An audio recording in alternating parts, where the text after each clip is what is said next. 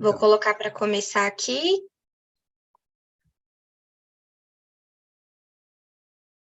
Prontinho, estamos ao vivo.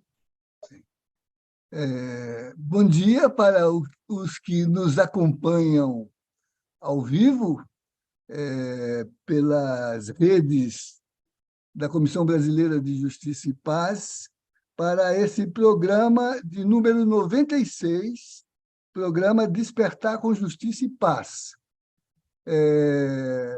Boa tarde, boa noite para os que nos assistam depois pela gravação, que ficará à disposição dos pesquisadores e dos interessados no canal YouTube.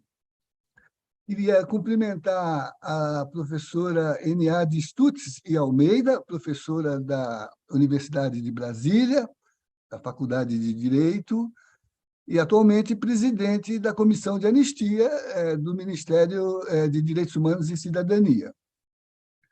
E cumprimentar a Gabriela, que nos dá suporte aqui na retaguarda do programa.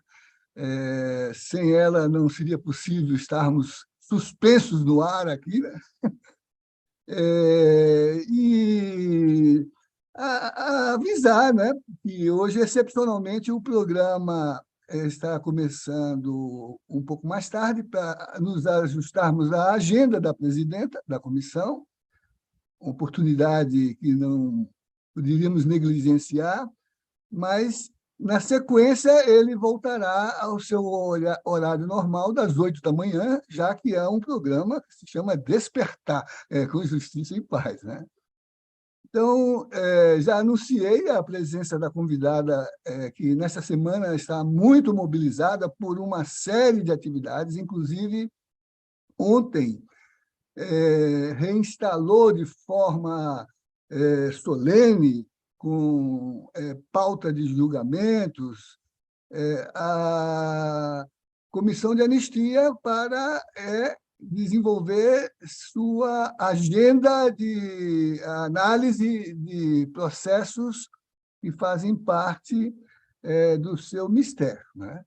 E foi uma sessão solene, com a presença do ministro, de familiares, de estudiosos, de ex-membros da comissão em gestões anteriores, né? Acompanhei pela rede, presidenta, e vi que muitos e importantes membros que formaram a comissão em composições anteriores estiveram presentes. Mas hoje é 31 de março, né? E é uma data marcante, porque ela data de memória, no sentido histórico do termo e no sentido da marca da memória, quer dizer, daquilo que nos instiga, daquilo que nos adverte sobre os percalços daquilo que é a formação do nosso mundo social, né? E por isso o programa de hoje é dedicado à memória do golpe militar empresarial à democracia, o golpe de 1964, resistência e novos desafios. E, por isso, esta presença honrosa que nos faz aqui, professor N.A., já que, nesse momento, está numa atividade que sintetiza, sobretudo, o que é resistência e enfrentamento de novos desafios para o nunca mais, para que essas ameaças à democracia, né, que serão sempre feitas, mas sempre sejam contidas, né? E sempre sejam responsabilizados aqueles fautores de um crime contra a sociedade, contra o país e até, no limite, contra a humanidade. Então, para iniciar, professor N.A., antes de entrarmos nas questões propriamente do tema, sendo o programa nosso um diálogo fraterno, interreligioso e, ao mesmo tempo, uma conversa que envolve aprofundar os fundamentos do que nós chamamos de despertar para a justiça e a paz, eu queria que a senhora confidenciasse aqui conosco, né, como é que foi o seu despertar para o compromisso com a promoção da justiça e da paz? Não estaria nessas atribuições se não houvesse um compromisso seu, mas como foi esse despertar para o compromisso com a promoção da justiça e da paz? Muito obrigada, meu querido amigo José Geraldo, professor José Geraldo, meu eterno reitor. Eu quero cumprimentar a todas e todos que estão nos acompanhando ao vivo, então, meu bom dia. Para quem assistir depois, boa tarde e boa noite. Cumprimentar também a Gabriela. O meu beijo muito especial, muito carinhoso para o professor José Geraldo, e o meu enorme agradecimento por essa oportunidade, pedindo desculpas por essa necessidade de ajuste de horários. Realmente, essa semana está muito, muito, muito cheia, o que é ótimo, porque nós estamos fazendo a Semana do Nunca Mais. Mas daqui a pouco eu falo um pouco mais sobre isso. Então, respondendo à sua pergunta, e considerando-se esse espaço, eu aqui posso desenvolver um pouco mais a minha inserção, a minha pertença, a minha participação no campo religioso, né? Então, eu nasci numa família presbiteriana, lá no Rio de Janeiro, na Igreja Presbiteriana do Brasil, e, a partir de uma certa idade, por volta dos meus 20 e muitos, 30 anos, passei a conviver um pouco mais com a Igreja Episcopal Anglicana do Brasil. Desde a adolescência, já convivia, embora nós ainda vivêssemos no tempo da ditadura, e também havia, no âmbito da Igreja Presbiteriana do Brasil, da IPB, que era a igreja que eu participava, militava, era a liderança de juventude, muita repressão, e nenhum espaço para diálogo, nenhum espaço para democracia, nenhum espaço para a juventude, e menos ainda para as mulheres, é bom que se diga. Aliás, essa situação permanece até o dia de hoje, no caso da IPB. Eu já comecei a militar no movimento ecumênico, e essa militância no movimento ecumênico é que me abriu os olhos, me despertou para o compromisso com a justiça e paz. Foi via movimento ecumênico que eu descobri todo esse universo, todo esse mundo, e que me levou um curso, especificamente um curso de formação de quadros, de formação de juventude, que eu fiz ao longo de 2 ou 3 anos, na década de 80, 85, 86, 87, mais ou menos nesse período,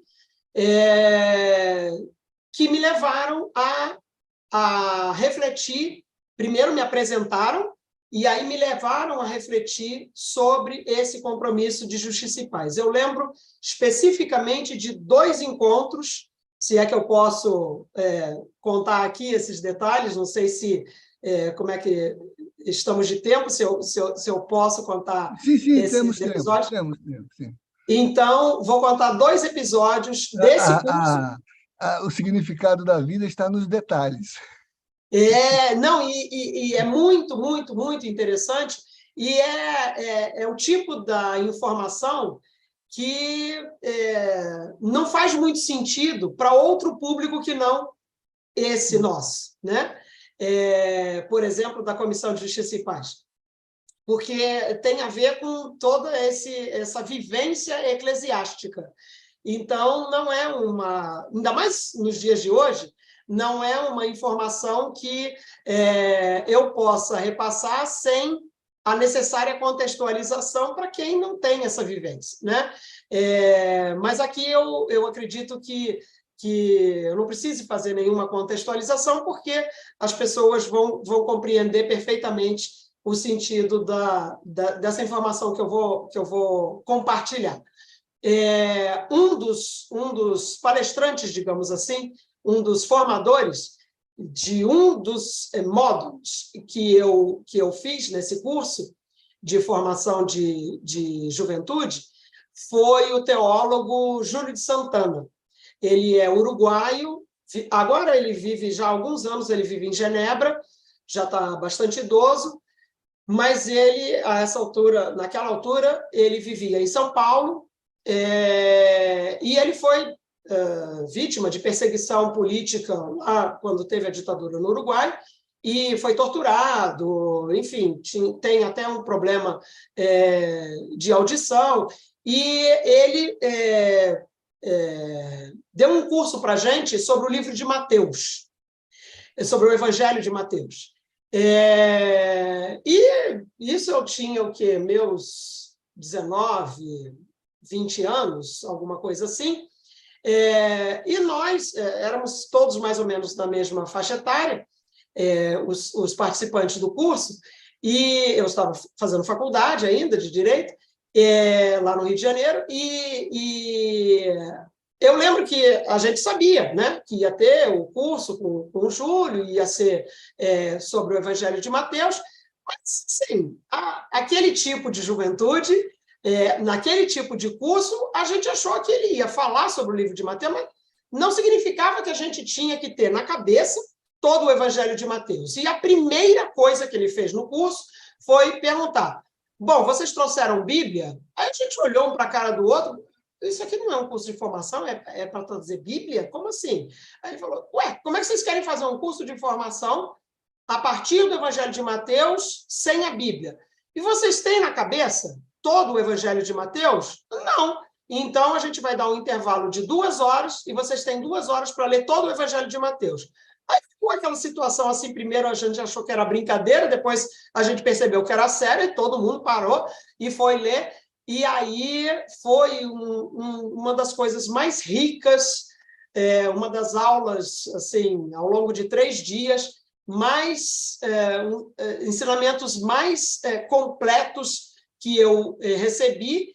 E eu lembro de uma discussão específica de na época, a menina era seminarista, metodista, e aí ele estava discutindo justamente o Sermão do Monte e falando sobre as bem-aventuranças e sobre a questão dos pobres. E aí essa moça virou e falou assim: não, porque eu sou pobre e tal. Ele falou assim: você não é pobre, você tem todos os dentes. Então você não é pobre. Nenhum de nós aqui é pobre, porque nós temos acesso à educação. E aí foi outra aula. Eu nunca mais esqueci essa frase: você não é pobre porque você tem todos os dentes. E ele começou a demonstrar como que, às vezes, a gente pensa que está inserido, pensa que que é parte daquele grupo, mas, na verdade, nós somos privilegiados. Então, nós temos que ter essa dimensão de que somos privilegiados e estamos solidários e lutando em favor dos menos favorecidos, mas nossa condição é privilegiada. E essa foi um dos choques de realidade que eu tive, que me despertou para esse compromisso.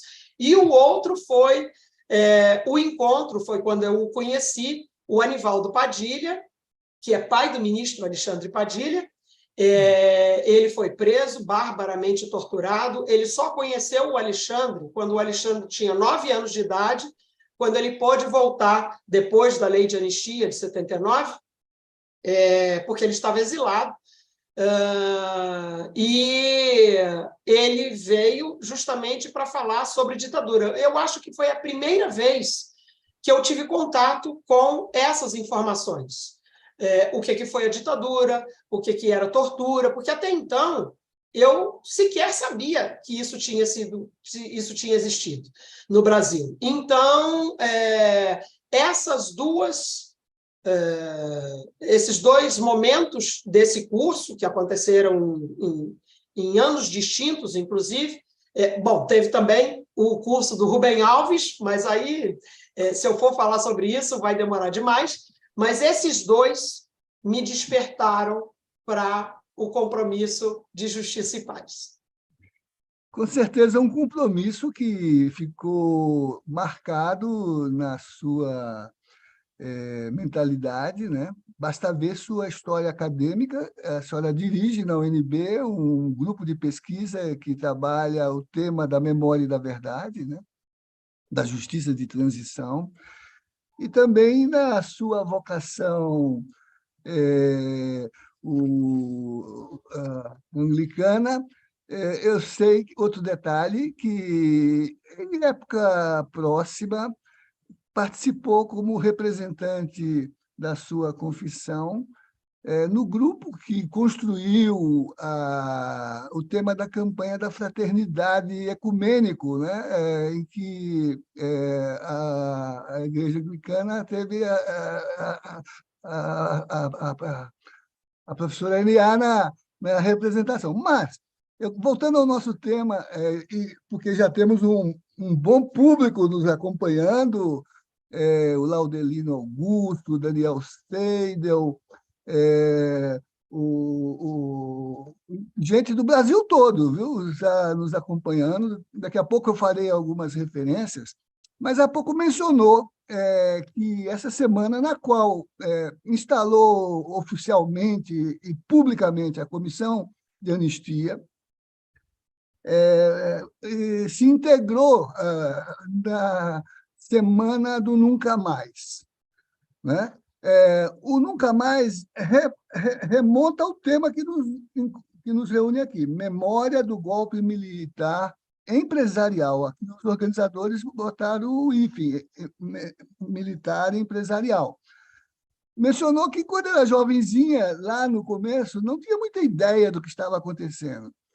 E os jovens de hoje, será que tem, por exemplo, quando a gente viu tantas mobilizações depois do golpe de 2016 e agora, ultimamente, né, na aliança, né, com essa forma autoritária e cruenta que assumiu o país, até pelo menos outubro de 2022, né, nós vimos uma enorme representação do social brasileiro de todas as gerações, pedindo a volta da ditadura, pedindo a volta, né? Como é que é essa dimensão, né, da memória? Eu sei que a senhora trabalha muito fortemente a distinção entre memória e esquecimento, né? O que foi esse processo ditatorial que é marcado com a característica do golpe de 64, né? E por que o nunca mais? O que significa essa consigna do nunca mais? Vamos lá, excelente. Obrigada pela oportunidade de falar sobre isso. A rigor, essa expressão, nunca mais, ela nasce na Argentina, como logo depois do fim da ditadura lá, e como uma palavra de ordem mesmo: ditadura nunca mais. Então, o nunca mais, no caso deles, vira uma marca que é lembrada todos os anos no 24 de março, que é a data do golpe na Argentina. Então, todos os anos, no dia 24 de março, esse ano aconteceu também, foi na semana passada, né? Sexta-feira, se não me engano, da semana passada, eles novamente vão às ruas e fazem uma série de atividades para marcar o nunca mais. Ditadura nunca mais. E aí virou uma palavra de ordem que foi compartilhada com todos os outros países, em especial do Cone Sul, onde foram implementadas em cada país a doutrina de segurança nacional, que foi a configuração, a execução dessas ditaduras, né? Isso não aconteceu por acaso, nem por coincidência, foi um planejamento bem maior, bem mais global, do que em cada lugar, de repente, as Forças Armadas acordaram naquele dia e resolveram dar um golpe. Não foi assim. Então, essa expressão vai ser trazida para o Brasil a partir do trabalho de Dom Paulo Evaristo Arnes, junto com Jaime Wright, na Arquidiocese de São Paulo, e vão lançar, a partir da reprodução de vários processos de PMs, enfim, processos de pessoas que tinham respondido por enquadramento na Lei de Segurança Nacional, nas auditorias militares, processos judiciários de perseguição política. Todo esse material, essa história é belíssima, todo esse material foi reproduzido e foi condensado numa obra, numa publicação, que vai ser lançada ainda no período da ditadura, ainda não tinha acontecido a Constituição de 88, de um livro que se chama Brasil Nunca Mais. E essa obra é a primeira obra que é publicada aí sob a vigília de Dom Paulo Evaristo Arnes, e que começa a oficializar, ou pelo menos formalizar, inclusive para dentro, né, para o Brasil, para os brasileiros, uma espécie de denúncia de tudo o que estava acontecendo e de tudo o que tinha acontecido. Porque, àquela altura, muita gente não sabia o que estava acontecendo, como eu, por exemplo. Eu não sabia o que estava acontecendo. E muita gente não sabia o que estava acontecendo.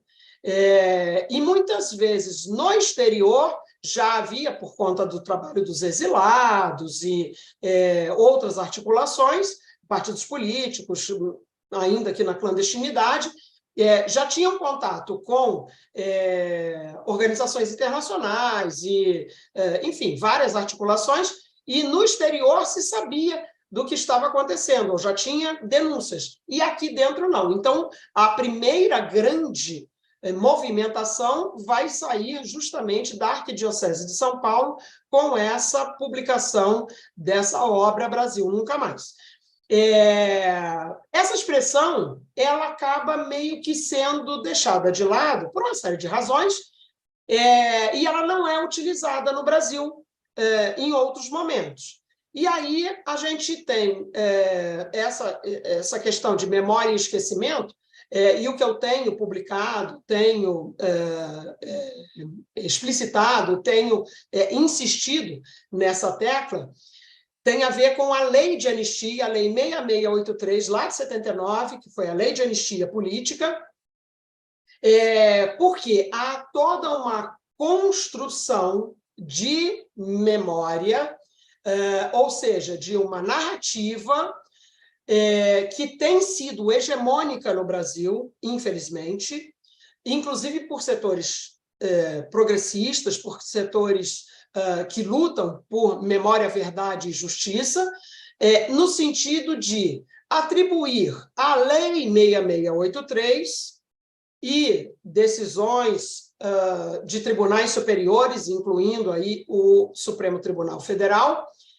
um sentido de esquecimento, como se a lei de 79 fosse uma lei de esquecimento, anistia como esquecimento. Se a gente pegar a etimologia da palavra anistia, ela vai trazer o sentido do esquecimento, do apagamento. E está correto. Por quê? Todas as anistias significam alguma forma de apagamento. Acontece que, no caso específico das anistias políticas, e isso vale para qualquer anistia política, em qualquer lugar do mundo e em qualquer época, as anistias políticas elas podem ter dois sentidos. Ou o sentido da lei de memória, ou o sentido da lei de esquecimento. Na América Latina, existe uma tradição de fazer leis de anistia política como anistia de esquecimento. Isso significa dizer que a gente apaga os fatos, ou seja, a gente, por lei, impõe o esquecimento, impõe o dever jurídico de isso não aconteceu. É uma ficção jurídica, mas é uma imposição legal afirmar que nada daqueles fatos aconteceram. Seria não como virar uma página, mas seria como rasgar uma página. Então, se esse tivesse sido o sentido da lei no Brasil, como foi, por exemplo, na Argentina, no Uruguai e em vários outros países, olha, aqui a gente vai colocar um ponto final. Olha, aqui a gente vai passar uma borracha. Então, não pode falar sobre esses fatos, não pode falar sobre esse período, porque isso, por imposição jurídica, não aconteceu. No caso do Brasil, a lei de anistia não foi uma lei de esquecimento, ela foi uma lei de memória. Isso significa dizer que nós queremos e devemos e precisamos lembrar tudo o que aconteceu para que não se repita. E o que fica apagado? Ficam apagadas as condenações. Então, quem foi condenado ao banimento, quem foi condenado à prisão, quem foi condenado, ou teve alguma sanção, por exemplo, de demissão, de exoneração do serviço público, essas condenações, as sanções jurídicas, são apagadas. É a anistia política menor. A anistia política maior é a do esquecimento. A gente esquece os fatos. Então, no Brasil, nós tivemos uma lei de anistia lá em 79, que foi uma lei de memória. Essa ideia de anistia como memória, anistia não como amnésia, mas anistia como anamnese, que é memória, foi a anistia de 79, confirmada pela Emenda Constitucional 26 de 85, que convoca a Constituinte, e mais ainda, confirmada pela própria Constituição, em especial no artigo 8º do ADCT. E aí, a lei que cria a comissão de anistia, e comissão de anistia não tem a ver com a lei de anistia de 79, tem a ver com a lei 10.559, é uma lei de 2002, que cria a comissão de anistia e, a rigor, cria uma nova anistia, instituída por ela própria, Lei 10.559, que reforça a anistia política como uma anistia de memória.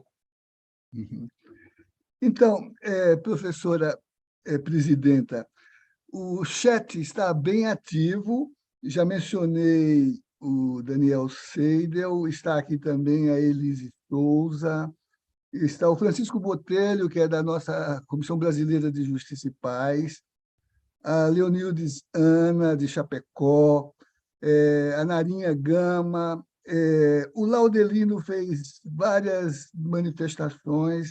Primeiro, ele lembrou, quando referiu-se ao Júlio de Santana, que foi uma boa lembrança, porque ele se recorda dele como um dos fundadores do Centro Ecumênico de Serviço à Evangelização e Educação Popular. Gostou da sua lembrança? E o Laudelino também lembra a característica interreligiosa e ecumênica desse movimento do Nunca Mais, acrescentando ao cardeal Arnes, ao bispo White, também o protagonismo do Rabino Sobel, né, que também se engajou, né? A Leonor Machado, ela, por isso, recorda, né, toda a contribuição de Dom Paulo na Arquidiocese de São Paulo como um foco de resistência e de informação para a redemocratização.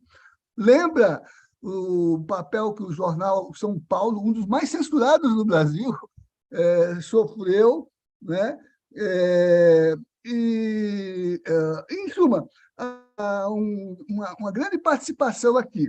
Agora, voltando ao nosso tema, na medida em que trabalhou essa configuração de esquecimento e memória, a anistia como um instrumento de mediação política, né, trouxe à baila a questão do campo mais amplo, que engloba essas questões, que é a chamada justiça de transição.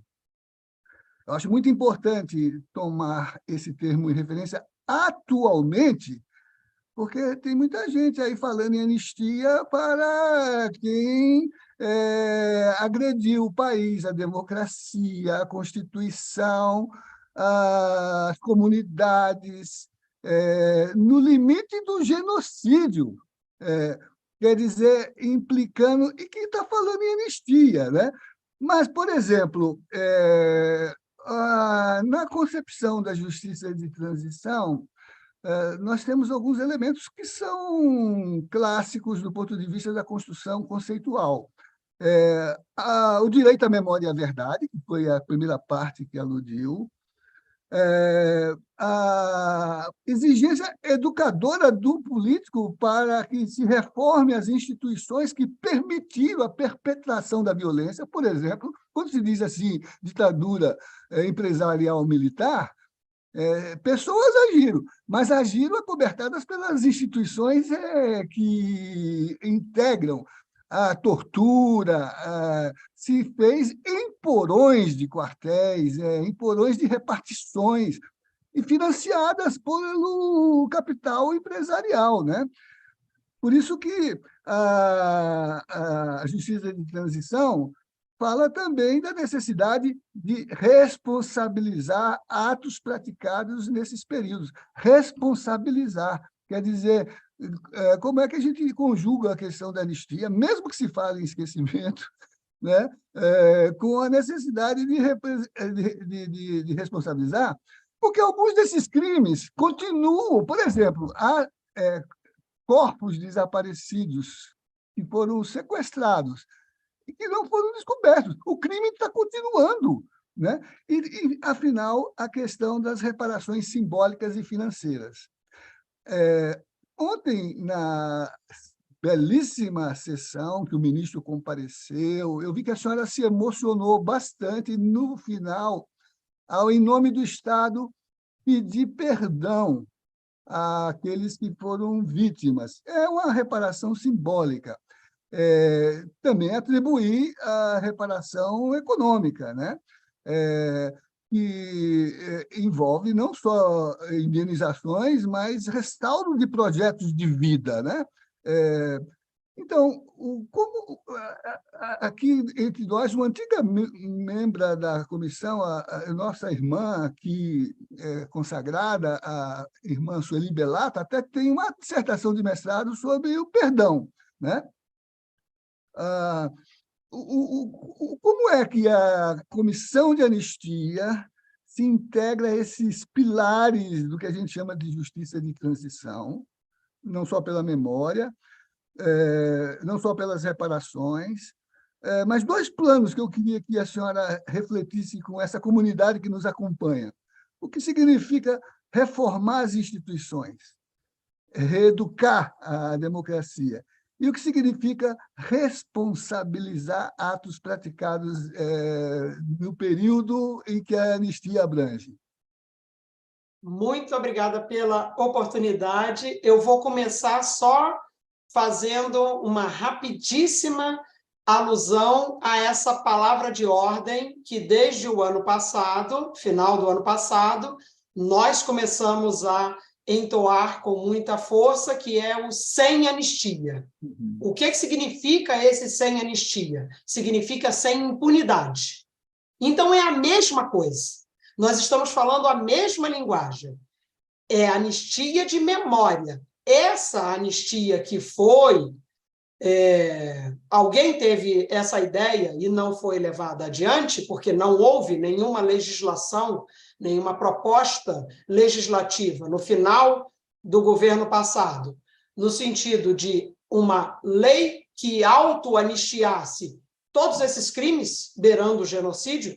Então, crimes durante a pandemia, crimes enfim, de toda sorte, que foram praticados por, ou provavelmente, né, supostamente, alegadamente, foram praticados inclusive por algumas autoridades da República, na última gestão da administração federal, alguém deu a ideia, não, pode fazer uma lei de autoanistia. Leis de autoanistia são leis de anistia política de esquecimento. É isso que a gente não quer. E é isso que a gente não tem no Brasil, pelo menos desde 79. Já tivemos no passado, mas em 79 para cá, não tivemos. Então, estamos todos na mesma perspectiva de sem impunidade. A Comissão de Anistia, ela declara anistiado político brasileiro aquela pessoa que comprova que foi vítima de uma perseguição política. Essa pessoa é que foi vítima do Estado. Por isso que tem o pedido de desculpas em nome do Estado. Por isso que tem o pedido de perdão, o Estado pedindo perdão àquele que... é o Estado que pede perdão por ter perseguido aquele indivíduo.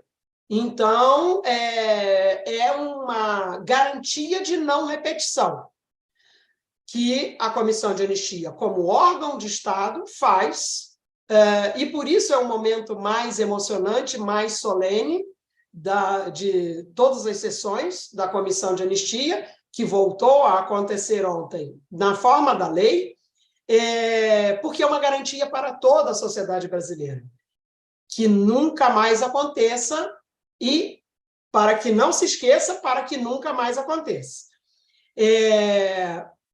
Dentro desse conceito de justiça de transição, a gente tem, então, esses pilares, né? Do binômio Memória e Verdade, da reparação integral, que é a tarefa principal da Comissão de Anistia, e temos essa reforma das instituições. O que seria isso? Nós temos várias instituições no Brasil que são ainda profundamente autoritárias. Quando a gente pensa nesse tema, principalmente ligado à discussão da justiça de transição, vem logo à cabeça Forças Armadas ou instituições de segurança pública, né? Polícias, enfim, forças de repressão. E é claro que essas instituições têm que ser reformadas para serem democratizadas. Mas não são só elas. A gente tem também o Poder Judiciário. Ele precisa ser reformado para ser democratizado, mas aí eu não estou me referindo... mas já houve emendas constitucionais de reforma do Judiciário. Sim, mas aí são questões processuais, são questões formais, não tem a ver com democratização do debate do sistema de justiça. Isso vai muito além de tecnicalidades, de possibilidades de recurso. Isso tem muito mais a ver com um maior debate, um maior acesso ao debate sobre o próprio sentido do sistema de justiça. Esse sistema de justiça é formado por quem? Por que tipo de segmento? Há diversidade, há pluralidade, há diferentes perspectivas. Por exemplo, quantos indígenas compõem o sistema de justiça no Brasil? Quantos negros e negras compõem o sistema de justiça no Brasil? Eu não estou falando só de tribunais superiores ou só do STF. Agora a gente vai ter aí uma vaga para ser preenchida, daqui a pouco uma segunda vaga para ser preenchida, e esse debate está sendo travado no Brasil, mas eu não me refiro só à nossa Corte Suprema, eu me refiro a todo o sistema de justiça, que vai muito além dos tribunais superiores. Esse poder é democrático? Eu arrisco dizer que nem o Poder Judiciário e nem o sistema de justiça não são tão democráticos quanto a gente gostaria. Então, eles precisam ser reformados. As universidades, elas têm aspectos de muito autoritarismo. Então, elas também precisam ser democratizadas. Então, esse debate sobre a reforma das instituições, ela vai muito além das forças de repressão, das forças armadas, das polícias. Esse debate tem a ver com todas as instituições, incluir aí as instituições normativas, ou seja, toda a estrutura normativa, né? As nossas normas jurídicas, a nossa estrutura legal, o nosso ordenamento jurídico, também faz parte da reforma das instituições. E, nesse campo, eu arrisco dizer que a primeira grande, importante, fundamental mudança, reforma da nossa instituição constitucional aconteceu, foi promulgada no dia 5 de outubro de 88, que foi a nossa Constituição Federal, a nossa Constituição Cidadã. Então, alguns passos foram dados pelo Poder Legislativo e pelo Poder Executivo quando apresentou, por exemplo, os projetos de lei, que se tornaram lei, criando as 3 comissões de Estado. A Comissão Especial sobre Mortos Desaparecidos, que será agora recriada no atual governo, a Comissão de Anistia, que teve a sua primeira sessão ontem, e a Comissão Nacional da Verdade, que cumpriu o seu mandato, entregou o relatório final, e aí terminou a sua existência como comissão em dezembro de 2014. A parte da responsabilização, ela tem... Por que eu me demorei um pouco mais para falar do sistema de justiça? Porque a parte da responsabilização, ela fica a cargo exclusivo, por determinação legal da nossa estrutura no Brasil, ela fica a cargo exclusivo do sistema de justiça. Então, nós dependemos do sistema de justiça funcionar para a justiça de transição para poder completar essa tarefa da responsabilização. Ela tem acontecido de maneira muito tímida no campo civil e no campo administrativo. Mas no campo penal, ela não tem acontecido no Brasil. Diferentemente, por exemplo, da Argentina, já que a gente citou o Nunca Mais, que começa a transição exatamente por essa ferramenta da responsabilização penal, e aí nós temos, em áudio e vídeo, né, um exemplo que foi o processo das juntas, que está agora ilustrado no filme Argentina, 1985, é um filme, né, gravado com assim, atores, mas que representam esses atores, personagens da vida real, e esse julgamento efetivamente aconteceu e marcou a história da Argentina para sempre e nos inspira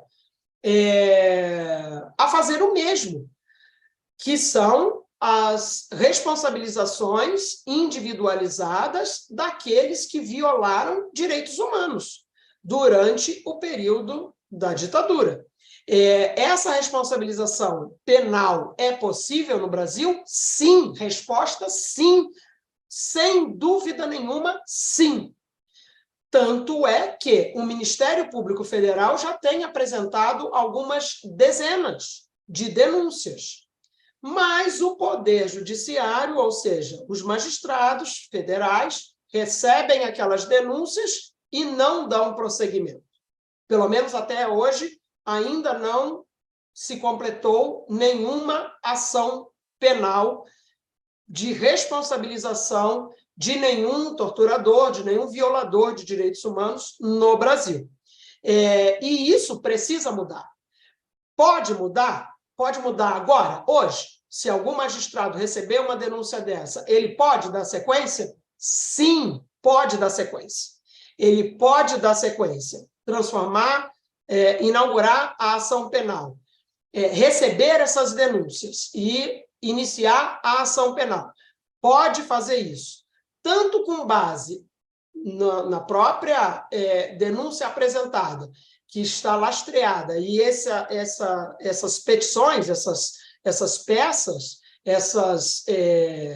a base toda jurídica, para quem tiver interesse em saber mais sobre isso, estão disponíveis no site do Ministério Público Federal. Existe um site específico para dar informações sobre todo o trabalho do Ministério Público Federal no campo da justiça de transição. Isso está disponível na internet.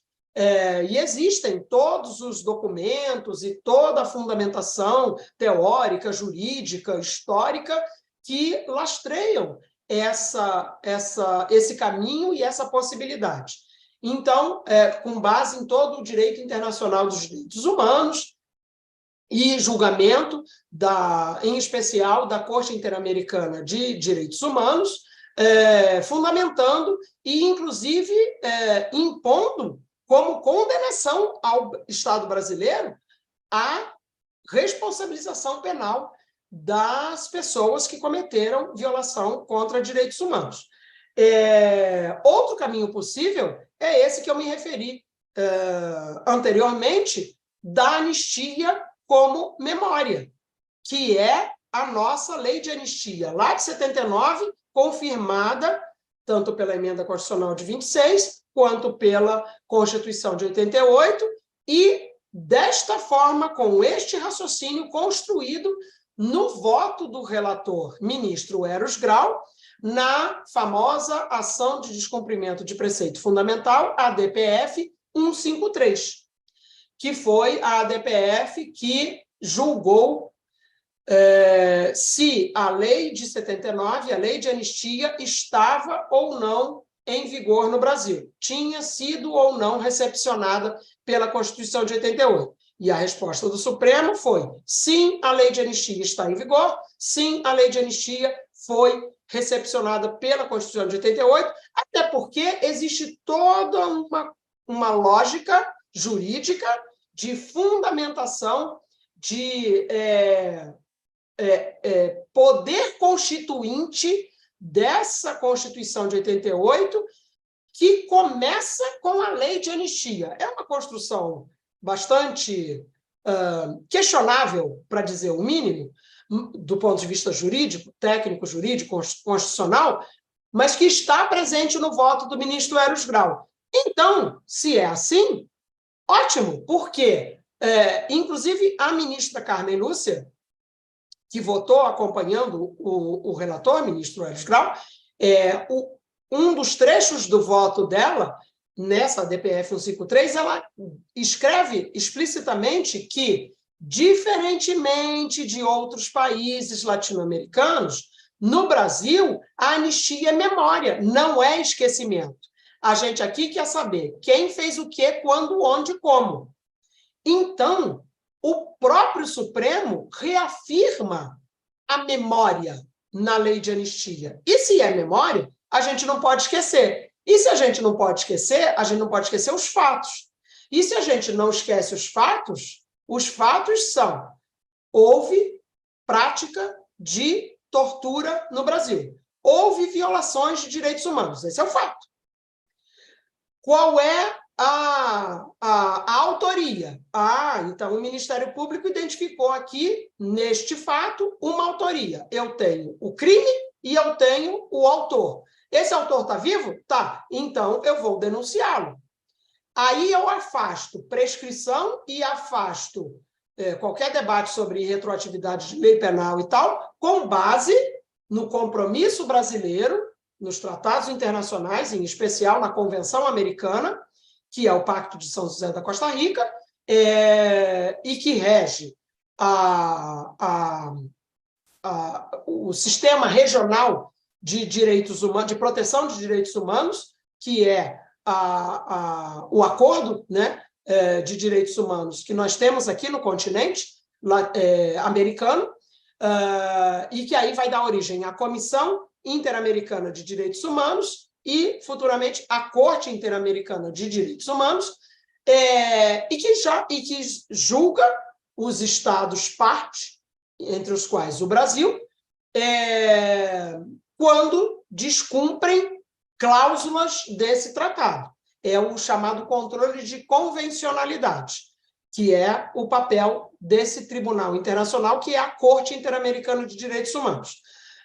A Corte já condenou o Brasil muitas e muitas vezes a cumprir com a sua parte em responsabilizar os violadores de direitos humanos e afirma que esses crimes são crimes de lesa humanidade, os crimes cometidos durante a ditadura são crimes de lesa humanidade e, portanto, eles são imprescritíveis, então não pode haver alegação de prescrição e nem alegação de irretroatividade, o princípio da irretroatividade da lei penal nesses casos. E se alguém acha, o Brasil, algum magistrado acha que a lei de anistia é obstáculo, ela não pode ser, porque se está entendendo assim, está entendendo a lei de anistia como uma lei de esquecimento, como uma lei de autoanistia, e isso é proibido na Convenção Americana. Então, nós temos todas as razões jurídicas do mundo para dizer, judiciário, pode cumprir sua parte e pode responsabilizar. Essa responsabilização ela é absolutamente fundamental que aconteça para que a gente consiga completar a justiça de transição, ou seja, para que a gente consiga completar esta transição, que já começou tardia no Brasil, entre o Estado de exceção e o Estado democrático de direito. Como a gente não só não completou, como deixou pelo meio do caminho a reforma das instituições e a responsabilização penal, o que a gente avançou foi o binômio memória e verdade e a reparação. Mas nos últimos 4 anos, a gente também retrocedeu nesses 2 pilares e meio que chegou a uma situação de terra arrasada, ao ponto de muitas pessoas, nos últimos meses, pedirem volta da ditadura e a gente chegar a assistir pela televisão o dia 8 de janeiro, com toda aquela violência, com toda aquela barbárie aparentemente inexplicável, uma das razões que eu atribuo àquela violência toda é exatamente a imposição desse chamado esquecimento-recalque. O que é o esquecimento-recalque? É um esquecimento nocivo, é um esquecimento horrível, porque é um esquecimento que pretende recalcar os traumas do passado. Nesse caso específico, recalcar a violência, a violação de direitos humanos. Quando a gente recalca alguma coisa, eu gosto muito de usar a imagem de afundar uma bola de plástico numa piscina. É o mesmo mecanismo que acontece. Eu finjo que aquilo não aconteceu. Eu digo para aquele coletivo, para aquela população, ou até para aquela pessoa, para aquele indivíduo. Olha, vamos fazer de conta que isso não aconteceu, tá? Esquece que isso aconteceu com você. Esse trauma, não, vamos seguir em frente. Esse trauma não aconteceu. Não vamos falar mais sobre isso. Passa uma borracha nisso. Qual é o resultado? O resultado é que se transforma em trauma e se transforma em recalque. O recalque sempre volta. E sempre volta com violência. Inexoravelmente com violência. Por isso que eu gosto da imagem da bola na piscina. É como se o trauma fosse a bola. E aí eu escondo. Eu ponho lá no fundo. Por um tempo, eu consigo, com a minha mão, controlar a bola. E aí eu escondo. Ninguém está vendo que tem uma bola no fundo da piscina, que tem uma bola, que eu estou segurando uma bola, porque ela está escondida lá embaixo. Só que em algum momento eu não vou conseguir mais controlar e ela vai escapar da minha mão. Ela não vai emergir de uma maneira suave, tranquila, administrável. Não, ela vai irromper, quase explodir, com muita violência. A gente faz isso como uma brincadeira. E é uma brincadeira, né? Na piscina e tal. no espaço de água é uma brincadeira. É divertido ver a bola explodindo. Mas, quando a gente está falando de populações, quando a gente está falando de recalque, de violações de direitos humanos, isso não tem nada de engraçado, isso não tem nada de brincadeira, isso não tem nada de divertido. Ao contrário, o que irrompe é uma violência aparentemente desconexa ou não correspondente a fatos geradores, né? Mas da onde veio essa violência? Mas por que tem essa coisa assim? E aí alguém pode ficar com uma dúvida. Não, mas espera aí. Enia, isso não está fazendo muito sentido. Você está falando que quem sofreu violação de direitos humanos não eram essas pessoas que estavam lá tentando invadir os três poderes e agindo com violência. Não, gente, mas isso é difuso. Isso não é consciente. E vejam, esse ano nós estamos completando 59 anos que houve o golpe de Estado. 59 anos que esses traumas não foram atendidos, não foram tratados, não tiveram nem a atenção devida. E aquelas parcelas que conseguiram, pelo menos, ter voz, para dizer, para falar a verdade, para construir a sua memória e até para obter alguma forma de reparação, essas pessoas, muitas dessas pessoas foram revitimizadas nos últimos anos. E as outras pessoas, elas não foram reparadas. Nós, como sociedade brasileira, nós não ouvimos um pedido de desculpas, um pedido de perdão, por exemplo, por parte das Forças Armadas. Muito ao contrário. Provavelmente, no dia de hoje, 31 de março, em algum momento aí, em algum lugar, deve estar havendo alguma comemoração do que eles chamam de, ou alguns segmentos, algumas pessoas, algumas partes das Forças Armadas, continuam chamando de marco da democracia, de Revolução de 64. Isso é um absurdo e é ilegal, porque a nossa Constituição, o Ulisses Guimarães, deputado Ulisses Guimarães, quando promulgou a Constituição, ele levantou um exemplar sobre a cabeça e disse: eu tenho ódio e nojo da ditadura, ditadura nunca mais. E aí eu aproveito para fechar essa minha fala, que já está se estendendo muito, para fazer um gancho com a Semana do Nunca Mais, que é essa semana que nós estamos vivendo e até domingo. Por que até domingo?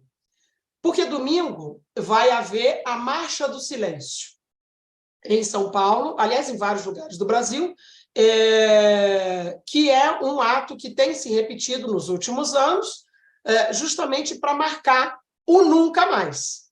E aí o Ministério dos Direitos Humanos encampou a ideia que a gente ofereceu de fazer a Semana do Nunca Mais. Então, começou na segunda-feira passada, no dia 27 de março, e vai terminar no dia 2 de abril. Muitos eventos, muitas ações, muitas atividades, e por isso foi marcada também a sessão inaugural da Comissão de Anistia no dia de ontem, no dia 30, justamente para marcar pela primeira vez em 59 anos o protagonismo das vítimas. Então, é a primeira vez que nós não estamos reativos. O que vão dizer aí? Vão dizer que é para comemorar a Revolução, que foi democracia, que foi isso ou aquilo. Não foi isso, não. E aí a gente reagiu. É a primeira vez que nós assumimos o protagonismo. A voz é dos vencidos, a voz é dos derrotados, para dizer nunca mais. E a partir desse ano, então, todo ano, na semana que compreendeu os dias 31 de março, 1º de abril e 2 de abril, por que essas datas? 31 de março, porque é a data que as Forças Armadas dizem que houve o golpe, né? que eles chamam de revolução. Ainda não oficialmente assumiram o seu erro de participar daquele golpe de Estado. 1º de abril, porque foi o dia que a população brasileira percebeu, meio que acordou com a notícia que alguma coisa estava diferente. E 2 de abril, que é a data em que o Congresso Nacional se reuniu, 2 de abril de 64, para declarar a vacância da presidência.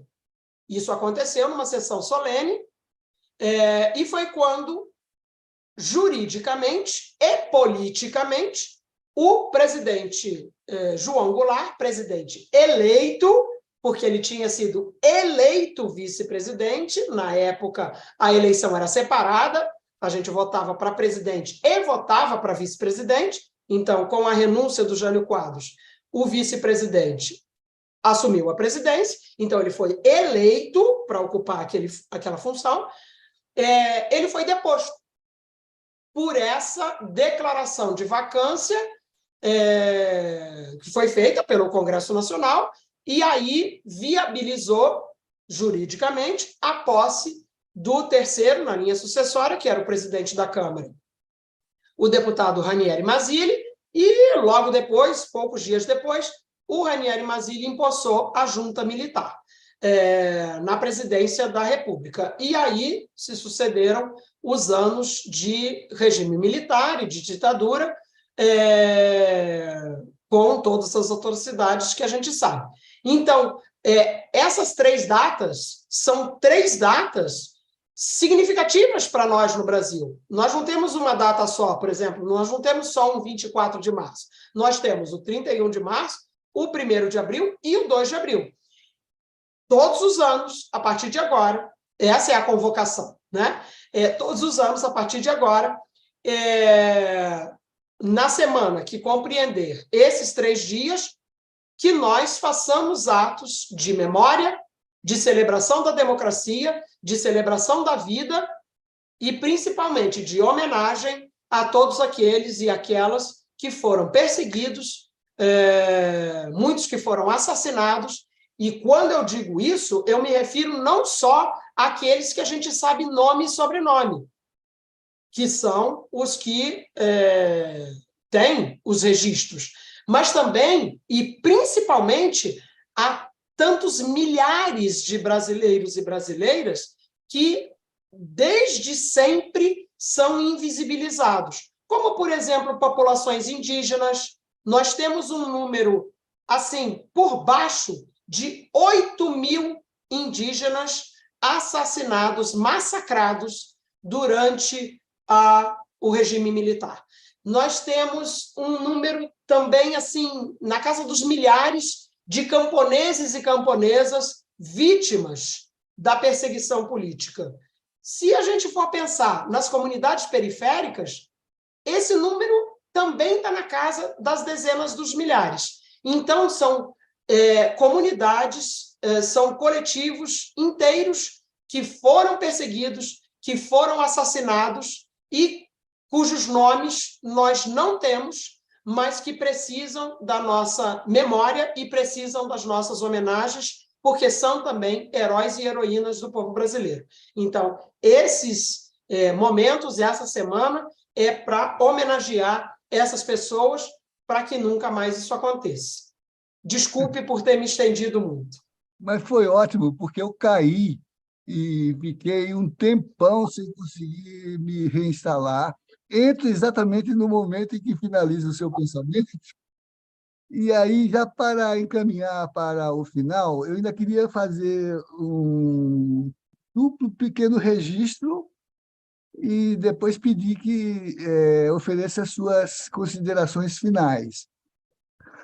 O primeiro registro é ver que o que dizia por último, que pela primeira vez a composição da comissão recebe uma participação indígena, a Maíra Pancararu, né? E no momento em que há no Brasil toda uma mobilização para reconhecimento, né, da não só ancestralidade, mas da configuração dos direitos pré-estatais que mobilizam os povos indígenas, que se cria um ministério para o diálogo autêntico com essas comunidades, a presença indígena contribuirá para abrir essa agenda na história da Comissão de Anistia, que é um registro histórico, é uma reparação histórica inevitável, né? O segundo ponto é ver, sabemos que o governo começa com a necessidade de recomposição orçamentária, né? Porque houve uma clara recusa de financiamento dos valores constitucionais ligados à dignidade da pessoa humana, aos investimentos sociais, e só se privilegiou mercado e negócios, né? Então, tem pouco orçamento.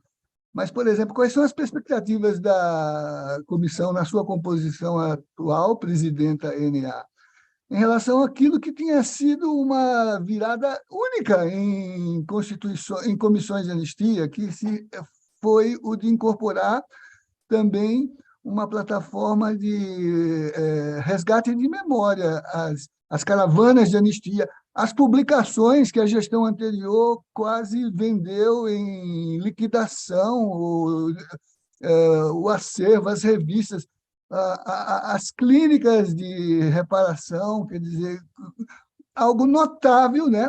Como é que a senhora pensa, por exemplo, retomar e avançar? Por conta da pedagogia do processo, né? Sim, sim. Essa é uma enorme preocupação. Aliás, eu tenho repetido que nós temos na comissão duas prioridades que são simultâneas. Recuperar todos os retrocessos que foram feitos e, ao mesmo tempo, avançar. Então, é um movimento duplo e que nós estamos conseguindo fazer, já conseguimos, com a publicação do novo regimento interno da comissão, que traz várias novidades e várias possibilidades de avanço. Por exemplo, com o instrumento do requerimento coletivo. Não vai dar tempo de explorar muito esse tema aqui, mas é um mundo de oportunidades e de possibilidades que se abre com esse instrumento jurídico que já pode haver protocolo hoje, né? Desde o dia 24 de março, porque o regimento foi publicado no dia 23, que são todos os coletivos que foram perseguidos e como coletivos, como grupo, e que podem vir à comissão de anistia demonstrar, contar a sua história, que é muito importante para a construção da memória, para a revelação da verdade, e aí obterem a declaração de anistiado político coletivo. Não vai haver, nessa hipótese, reparação financeira, reparação econômica, mas tem a reparação simbólica, e é a reparação integral que é mais importante. Então, por exemplo, o coletivo de filhos e netos pode requerer que a comissão de anistia, na portaria, na sua decisão, além da declaração de anistia política coletiva, determine o encaminhamento para atendimento de saúde mental via SUS, por exemplo. Sim, não a determinação, porque isso não é competência da comissão de anistia, mas a recomendação. No caso dos povos indígenas, a recomendação para a FUNAI que proceda, se for o caso, a demarcação de terras. Então, assim, muitas oportunidades, muitas possibilidades, é realmente infinito, e é um avanço enorme que a gente pode conseguir, não a comissão, mas os coletivos, e, de novo, o protagonismo não está no Estado, está na sociedade. E isso é muito lindo. Eu fico arrepiada de pensar que o regimento está dando o protagonismo para a sociedade, para os coletivos. Isso é muito importante. Então, assumam o protagonismo e venham para, junto com a comissão, exercer esse protagonismo, e aí a comissão vai fazer as recomendações devidas e, enfim, pensadas conjuntamente com os coletivos para esse encaminhamento.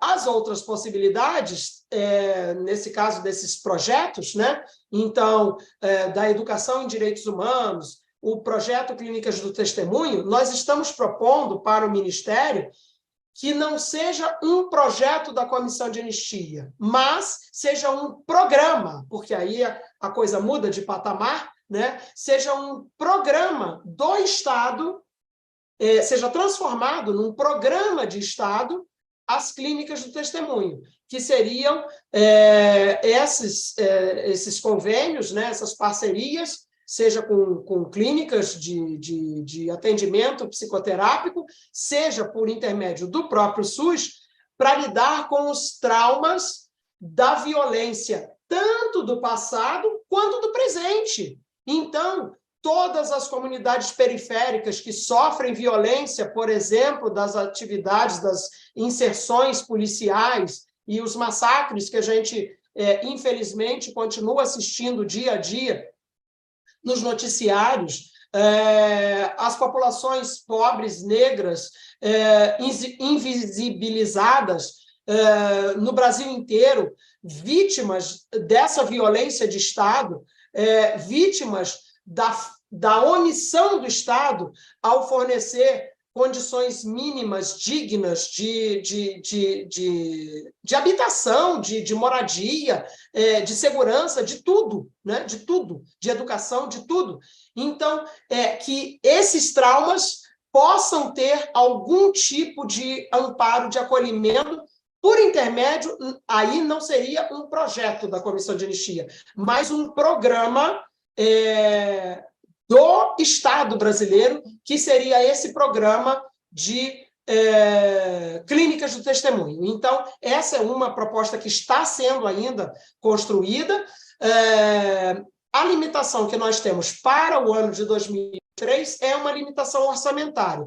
Nós já temos tentado, estamos tentando, né, uma série de ações de emendas parlamentares e de, enfim, tentativas de acréscimo no orçamento da comissão para viabilizar, por exemplo, as publicações.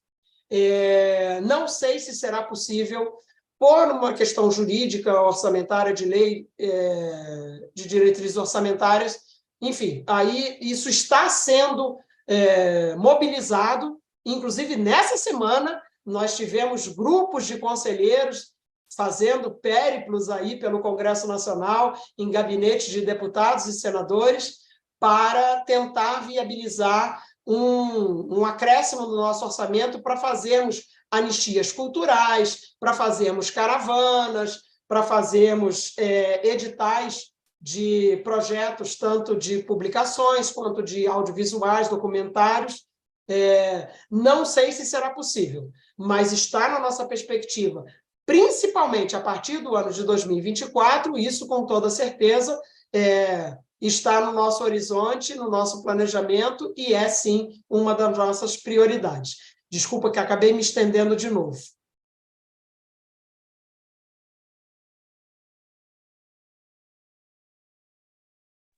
Lembrando, Acredito que o professor... Achei que o senhor tivesse caído. Não.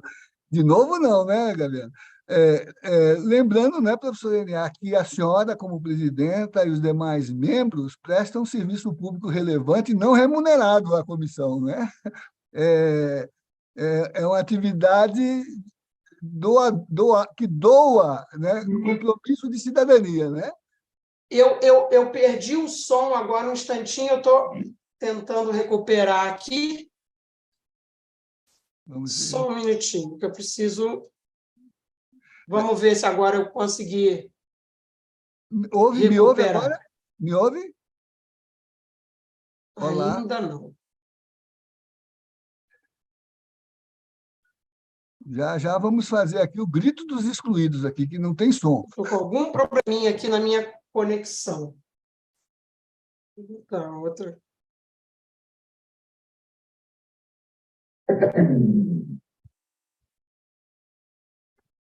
Ela não está nos ouvindo, já já nos ouve, mas eu queria agradecer as participações todas de Laudelino, Leador, Gianfranco Graziola, Terezinha Toledo, Helena Rosa de Oliveira, Luciene de Souza Marques, Gorete Siqueira Rodrigues, Socorro Laurentino, Neide Souza, Teixeira, seja bem-vindo, Teixeira.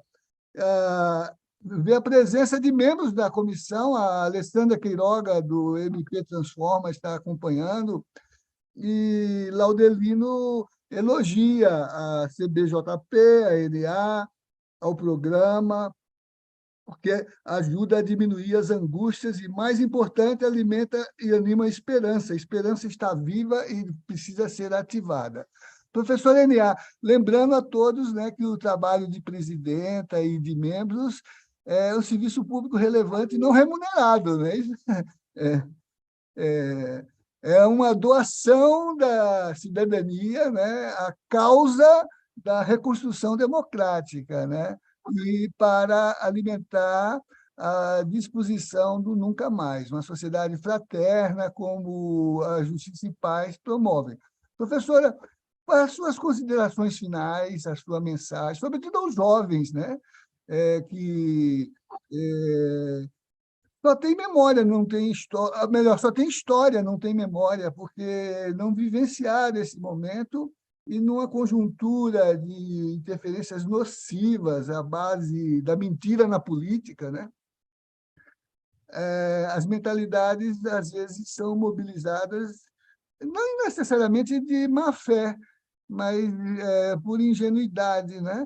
A serviço de causas obscuras, de causas que não são republicanas, nem cristãs, né, professor? Já que estamos num programa de justiça e paz. Suas considerações finais, professor N.A., sua mensagem, né, suas expectativas, né? Vi testemunhando na UNB, na aula de acolhimento, o ministro, o respeito que ele lhe tributa, a confiança que ele tem no trabalho da comissão, né? Também ele esteve presente na sessão de inauguração, né? Mais um belo discurso, né, de engajamento com a defesa dos direitos humanos, ao limite de chegarmos a um social que não precise mais defender os direitos humanos, né, porque eles farão parte da nossa própria medida e vivência comunitária. Né? Professora, suas palavras finais. Suas palavras de encerramento, não finais. Sim, por favor. Bom, a primeira palavra é de agradecimento por essa oportunidade, por essa compreensão da acomodação, inclusive do horário, para que eu pudesse participar aqui com vocês.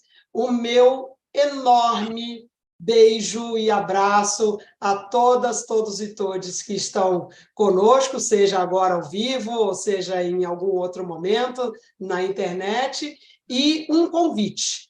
O convite para estarem juntos conosco, Comissão de Anistia, e Ministério de Direitos Humanos e Cidadania. Ontem, eu, inclusive, cometi assim, um pecado enorme, uma ousadia. Eu falei em nome do Ministério ao lado do ministro e me dei conta do absurdo que eu estava fazendo, a quebra de protocolo, pedi desculpas a ele e continuei fazendo, que foi no sentido de acolher todas as pessoas. E é claro que esse é também o objetivo, a preocupação do Ministério, uma preocupação de acolhimento, mas também um convite. Então, assim, que participem junto com a comissão, que acompanhem o trabalho da comissão. A partir de agora, a pandemia nos deixou alguns legados, né?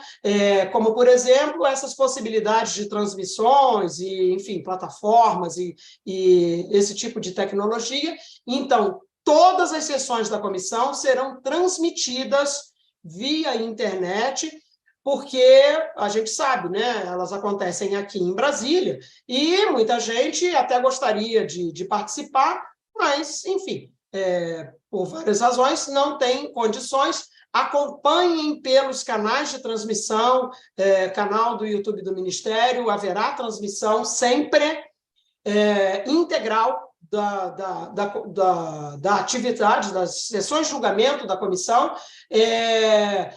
Quem estiver em Brasília e puder estar presente, as sessões são públicas, recomendo com muito especial atenção aos estudantes do ensino básico e universitários, mas principalmente do ensino básico, ensino fundamental e ensino médio. Quem estiver aqui em Brasília, vá assistir uma sessão da comissão. Vá presencialmente, porque eu tenho certeza absoluta que você vai sair uma pessoa diferente. É impossível ficar imune a uma sessão de julgamento. Você vai sair uma pessoa diferente e é uma experiência que vai marcar a sua vida. Então, assista, esteja presente, converse, olho no olho, com aquelas pessoas que foram vítimas de perseguição política. Você vai entender, vai ter uma aula de história do Brasil, vai ter uma aula de cidadania, vai ter uma aula de rebeldia, vai ter uma aula de resistência, vai ter uma aula de democracia. É uma energia, assim, é indescritível, é inexplicável, só participando para saber. Então, convido a todo mundo a participar, seja protocolando os requerimentos, seja construindo junto com a gente essa história, seja realmente aprendendo com os nossos heróis e as nossas heroínas verdadeiros, aquelas pessoas que resistiram, que sobreviveram e que lutaram para que a gente tivesse um Brasil mais justo, igualitário, diverso, plural, solidário e democrático. Então, o meu convite para que a gente faça parte dessa história e faça parte dessa construção, junto com a Comissão de Anistia. Naquilo que eu puder ajudar à frente da comissão, contem comigo. Muito obrigado. Obrigado.